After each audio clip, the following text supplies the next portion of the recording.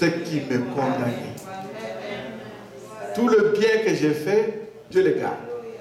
Tout le mal que j'ai fait, parce que je me tourne vers Jésus pour l'accepter comme Seigneur et Sauveur, la Bible dit, il efface l'acte dont les ordonnances me condamnaient.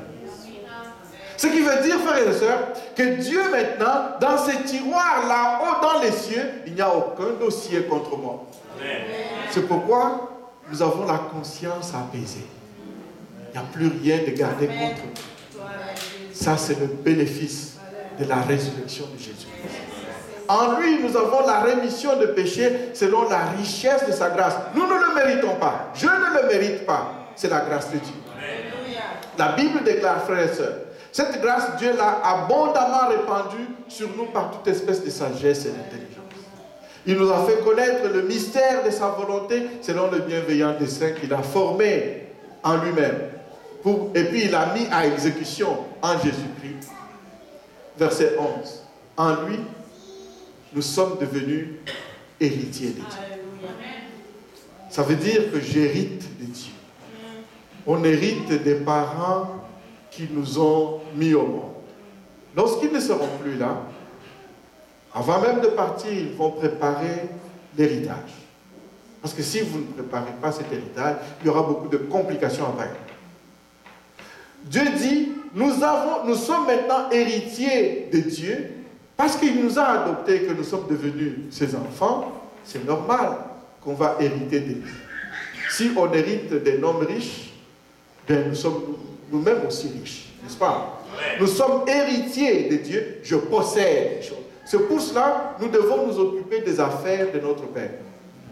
Si vous ne vous en occupez pas, qu'est-ce que vous allez hériter?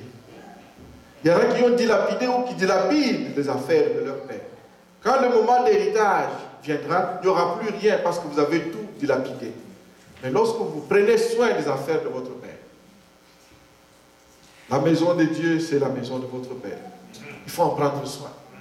C'est pour cela, frères et sœurs, nous sommes héritiers de Dieu et nous sommes appelés à servir à la louange de la gloire que Dieu a préparée d'avance. En lui, Paul va dire, ça ce sont des faits. Vous aussi, toute personne qui a cru en lui, le verset 13, en lui, lorsque vous avez entendu la parole de la vérité, parce que ça c'est ce que Dieu dit que nous sommes. C'est parce que moi je pense que je suis. C'est parce que les gens disent que je suis. Non, c'est ce que Dieu dit que je suis. Mon identité, c'est ce que Dieu décide de faire de moi. Je deviens, je suis, je m'appelle ce que Dieu dit que je suis. Vous aussi, lorsque vous avez cru, la Bible dit, vous avez vous aussi eu part à cet évangile, vous avez cru en lui, vous avez été scellés. Scellés, c'est le verbe par lequel on dit, il y a un autre verbe, estampillé. Vous connaissez ce verbe-là? Regardez sur votre passeport, la dernière page, on dit, n'estampillez rien sur cette page-là. N'apposez rien comme cachet. Donc quand on dit un cachet, une estampille, un sceau, ce sont les mêmes mots. Dieu dit, en nous adoptant dans sa maison, en faisant de nous ses héritiers, pour le confirmer, pour faire en sorte que tout le monde sache de qui nous dépendons, de qui nous relevons, qui nous sommes. Dieu a mis un sceau, un cachet, il a scellé, il a mis cela sur ses enfants, ceux et celles qui lui appartiennent. Les yeux humains ne voient pas ça, mais le monde des ténèbres le voit, le diable le voit, les démons le voient. Et donc, lorsqu'ils te voient, ils réalisent, ils sachent à qui tu appartiens. Alléluia. Dieu a mis un sceau sur ses enfants. Nous avons été scellés et la Bible dit que ce sceau est la garantie que nous allons hériter de Dieu. C'est le gage, la garantie. Nous pouvons l'utiliser autrement, c'est le down payment. Lorsqu'on fait un down payment, on veut dire que cet objet, on le met à part parce qu'un avant une somme d'avant-garde a déjà été déposée. Le Seigneur dit, pour nous rassurer que nous allons hériter dans sa maison, il nous donne son esprit qui nous scelle, qui nous cachette, qui nous estampille, pour dire, vous êtes de Dieu, vous appartenez à Dieu. Ça, c'est le down payment que Dieu a versé comme garantie que vous allez hériter dans sa maison. Nous avons le Saint-Esprit de Dieu. Nous sommes habités par l'Esprit de Dieu. Frères et sœurs, Paul va dire encore, non seulement nous avons été scellés, plus loin, il va dire, c'est pour cela, je prie pour que un esprit de sagesse et de révélation dans sa connaissance vous soit donné. Ça veut dire, vous avez besoin de connaître ce que Dieu vous a déjà donné. Il va dire, si on va plus loin, si nous sommes membres du corps de Christ. Le Seigneur a utilisé dans ses prédications deux images fortes. La première, c'est l'image d'un arbre. Il va dire, moi je suis le cèpe, et vous, vous êtes les sapes, les branches. Les branches sont sur un arbre. Si une branche est coupée de l'arbre, elle sèche, elle meurt. N'est-ce pas? Mais si la branche est sur l'arbre, attachée à l'arbre, solidement attachée, cette branche a droit à la sève qui vient de l'arbre. Cette branche est nourrie de la même qualité de sève que toutes les autres branches. N'est-ce pas? La deuxième image forte que le Seigneur donne, c'est l'image du corps. Est-ce que tu as un corps? Moi, je l'ai. Prenez même mon petit doigt ici. Si vous me blessez, vous verrez que le sang va couler. N'est-ce pas? C'est évident, non?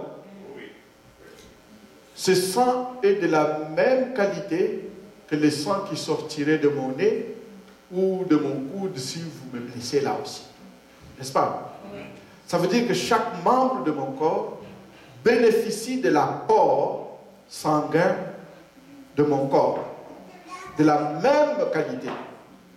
C'est pour cela, je crois fortement, frères et sœurs, que parce que je suis membre du corps de Christ, le sang de Jésus-Christ circule dans mes veines et assainit mon sang. La vie de Jésus-Christ, la vie de Christ impacte ma propre vie et assainit ma vie. Parce que je suis membre du corps de Christ, regardez ce que Dieu dit. Si on va vers la fin de ce texte, la Bible dit ceci, remonte encore un tout petit peu. Remonte encore. Remonte encore. Un tout petit peu encore.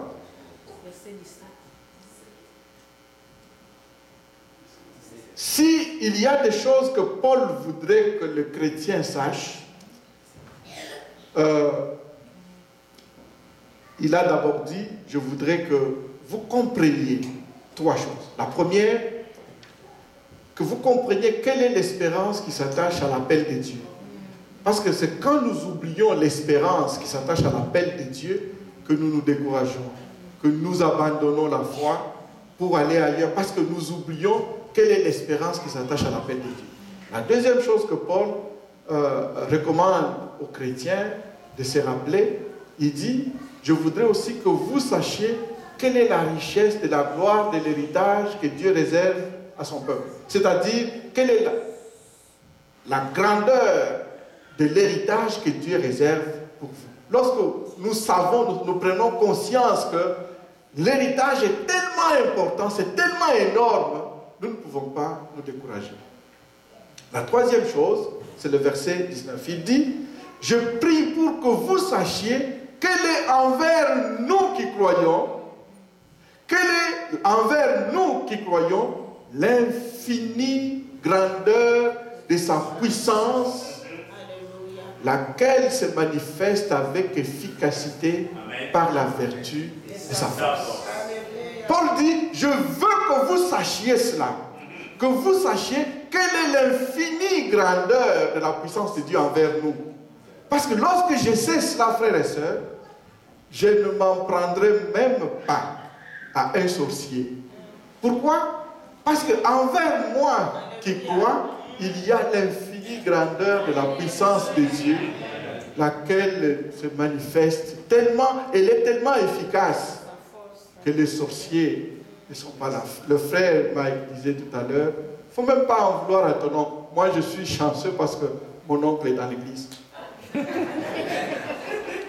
Pendant qu'il disait, il ne faut même pas en vouloir à votre oncle. Moi, je dis, ah, ça ne me concerne pas. Mon oncle est dans l'église. Lorsque je crois en Jésus-Christ, regardez, la Bible dit, Dieu a déposé, il y a une infinie grandeur de la puissance de Dieu pour moi. Ça veut dire, je n'ai même pas, il y a des chrétiens qui s'adressent même aux mouches qui circulent dans leur maison. Les Indios et les Camerounais. Tout ça, on est motivé par la peur plutôt que par la foi. Regarde là où nous sommes. Plus bas, la Bible dit que cette puissance-là, le verset 20, Dieu l'a déployée en Christ Jésus, en le ressuscitant des morts et en le faisant asseoir à sa droite. Où ça? Dans les lieux célestes. Et puis, par rapport à toutes les autres choses, regardez cela, la Bible dit que Christ est assis à la droite de Dieu, dans les lieux célestes, au-dessus de quoi? Au-dessus des dominations, au-dessus de toute autorité, au-dessus de toute puissance, au-dessus de toute dignité, au-dessus de tout nom qui peut se nommer. Imagine n'importe quel nom. Le nom de la maladie, le nom d'une puissance quelconque. Quel que soit le nom, Jésus-Christ est au-dessus de ce nom-là. Non seulement dans ce siècle ici, mais aussi dans le siècle à venir. Et la Bible dit, Dieu a tout mis sous les pieds de Jésus-Christ. N'est-ce pas?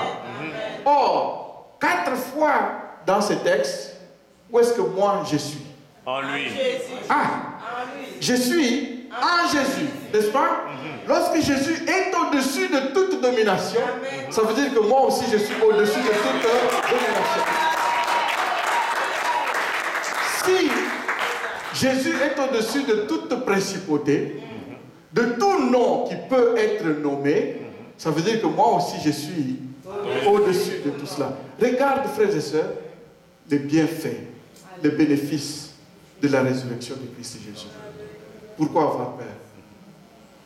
Frères et sœurs, à cause de cela, je nous invite, venez le mardi, afin que nous rendions ensemble grâce au Seigneur pour sa bonté, sa miséricorde, pour cette nouvelle identité qu'il nous a donnée. Nous pouvons maintenant marcher la tête haute.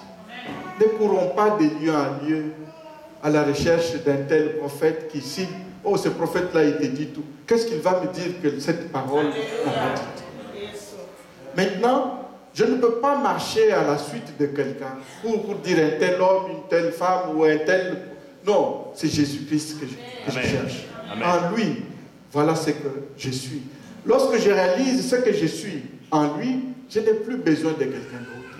J'ai besoin de Jésus-Christ. Je peux marcher maintenant la tête haute. Pour ceux et celles qui auraient oublié cela, je vous invite, frères et sœurs, venez pour qu'ensemble, le mardi, ensemble comme groupe, mais aussi ensemble comme famille, amène ta famille, tes enfants.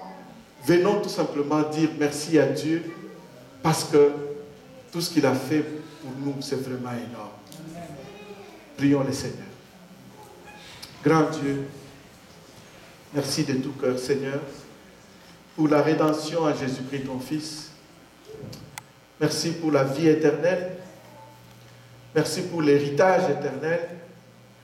Merci, Seigneur, pour ce que nous sommes et ce que nous avons en toi. Que ton nom soit béni. Accorde-nous, Seigneur, cette faveur de demeurer conscient de notre identité en Jésus-Christ, ton Fils. Accorde-nous, Seigneur, la faveur d'être conscient, ô Dieu, de l'infinie grandeur de ta puissance à notre égard. Merci pour la position que nous occupons par ta grâce en Jésus-Christ, ton Fils. Merci pour cela, Seigneur. Que ton Esprit continue, Seigneur, de nous parler et de vivifier encore, Seigneur, cette vérité des Écritures. Père, nous nous recommandons à toi. Que ta grâce nous accompagne alors que nous quittons, Seigneur. Bénis, conduis ton peuple et bénis ton héritage. Par Jésus-Christ, ton Fils, nous te prions. Amen. Amen.